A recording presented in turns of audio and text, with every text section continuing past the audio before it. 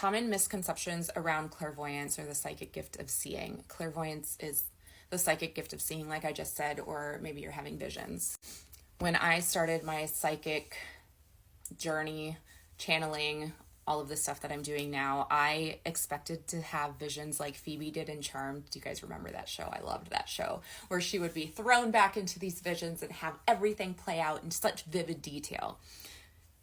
While I'm sure that happens for some people, it doesn't happen that way for most of us, and it definitely didn't happen that way for me. I also expected to see spirits or ascended masters or guides in the third dimension, like I would be able to see them with my two eyes. Again, I'm sure people are able to do that. However, most of us are not, including myself.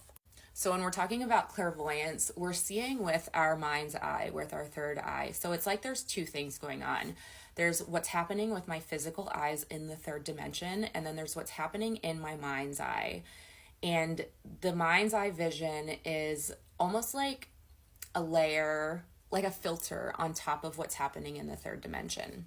Now, clairvoyance is not one of my more natural gifts, even though I knew that I had this gift. My easiest clairs to tune into were claircognizance and clairsentience, so clear knowing and clear feeling.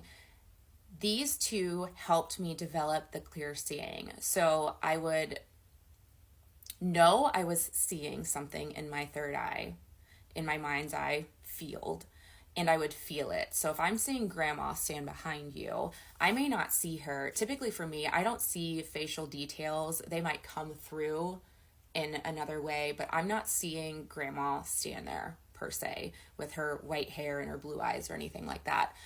I have a knowing that grandma's behind you, and I have a feeling that it's a feminine, someone along the maternal line, an older woman who may have passed on.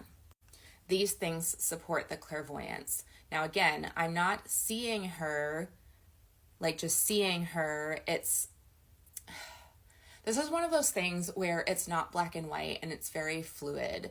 It's one of those things where we have to think outside of the box and release our expectations and structure.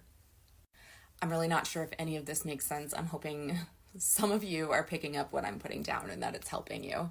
Now, as I developed, I was able to begin getting more pictures of things.